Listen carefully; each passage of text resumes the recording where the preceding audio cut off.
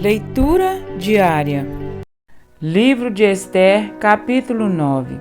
A vitória dos judeus. No 13º dia do 12º mês, o mês de Adar, entraria em vigor o decreto do rei. Naquele dia, os inimigos dos judeus esperavam vencê-los, mas aconteceu o contrário. Os judeus dominaram aqueles que os odiavam, reunindo-se em suas cidades, em todas as províncias do rei Xerxes, para atacar os que buscavam a sua destruição. Ninguém conseguia resistir-lhes, porque todos os povos estavam com medo deles, e todos os nobres das províncias, os sátrapas, os governadores e os administradores do rei apoiaram os judeus, porque o medo que tinham de Mardoqueu havia se apoderado deles. Mardoqueu era influente no palácio, sua fama espalhou-se pelas províncias e ele se tornava cada vez mais poderoso. Os judeus feriram todos os seus inimigos à espada, matando-os e destruindo-os, e fizeram o que quiseram com eles. Na cidadela de Suzã, os judeus mataram e destruíram 500 homens. Também mataram Parsandata, Dalfon, Aspata, Porata, Adalia, Aridata, Farmasta, Arizai, Aridai e Vaisata, os 10 filhos de Amã, filho de Amedata, o inimigo dos judeus, mas não se apossaram dos seus bens.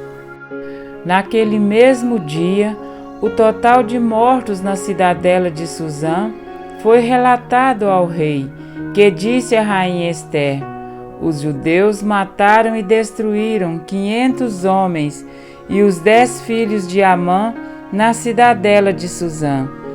Que terão feito nas outras províncias do império? Agora diga qual é o seu pedido, e você será atendida. Tem ainda algum desejo? Este lhe será concedido. Respondeu Ester: se for do agrado do rei, que os judeus de Suzã tenham autorização para executar também amanhã o decreto de hoje, para que os corpos dos 10 filhos de Amã sejam pendurados na forca. Então o rei deu ordens para que assim fosse feito. O decreto foi publicado em Suzã, e os corpos dos 10 filhos de Amã foram pendurados na forca. Os judeus de Suzã ajuntaram-se no 14º dia do mês de Adar, e mataram 300 homens em Suzã, mas não se apossaram dos seus bens. Enquanto isso, o restante dos judeus que viviam nas províncias do império também se ajuntaram para se protegerem e livrarem dos seus inimigos. Eles mataram 75.000 deles, mas não se apossaram dos seus bens. Isso aconteceu no 13º dia do mês de Adar, e no 14º dia descansaram, e fizeram dessa data um dia de festa e de alegria, a comemoração do Purim. Os judeus de Suzã, porém, tinham se reunido no 13º e no 14º dias, e no 15º descansaram, e dele fizeram um dia de festa e de alegria. Por isso os judeus que vivem em vilas e povoados comemoram o 14º dia do mês de Adar como um dia de festa e de alegria, um dia de troca de presentes. Mardoqueu registrou esses acontecimentos e enviou cartas a todos os judeus de todas as províncias do rei Xerxes, próximas e distantes, determinando que anualmente se comemorassem o 14º e o 15º dias do mês de Adar. pois nesses dias os judeus livraram-se dos seus inimigos. Nesse mês, a sua tristeza tornou-se em alegria, e o seu pranto num dia de festa. Escreveu-lhes dizendo que comemorassem aquelas datas como os dias de festa e de alegria, de troca de presentes e de oferta aos pobres. E assim os judeus adotaram como costume aquela comemoração, conforme o que Mardoqueu lhes tinha ordenado por escrito, pois Amã, filho de Agagita Amedata, inimigo de todos os judeus, tinha tramado contra eles para destruí-los e tinha lançado o pur, isto é, a sorte para a ruína e destruição deles. Mas quando isso chegou ao conhecimento do rei, ele deu ordens escritas para que o plano maligno de Amã contra os judeus se voltasse contra a sua própria cabeça, e para que ele e seus filhos fossem enforcados. Por isso aqueles dias foram chamados Purim, da palavra pur, considerando tudo o que estava escrito nessa carta, o que tinham visto e o que tinha acontecido. Os judeus decidiram estabelecer o costume de que eles e os seus descendentes e todos os que se tornassem judeus não deixariam de comemorar anualmente esses 2 dias, na forma prescrita e na data certa. Esses dias seriam lembrados e comemorados em cada família de cada geração, em cada província e em cada cidade, e jamais deveriam deixar de ser comemorados pelos judeus. E os seus descendentes jamais deveriam esquecer-se de tais dias. Então, a rainha Ester, filha de Abiail, e o judeu Mardoqueu escreveram com toda a autoridade uma segunda carta para confirmar a primeira acerca do Purim.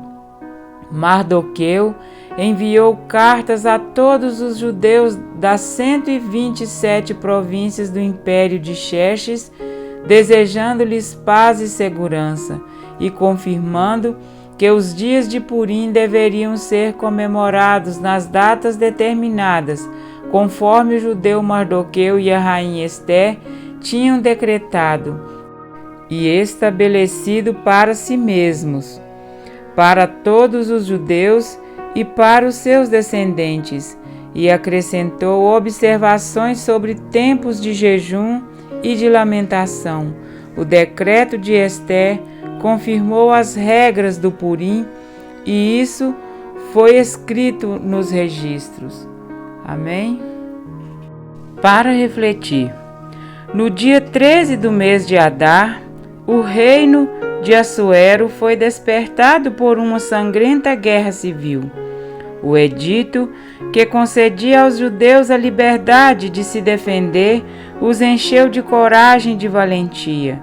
Sob a constante tensão de inimigos ocultos e declarados, eles ergueram suas espadas em defesa de suas vidas e de suas famílias.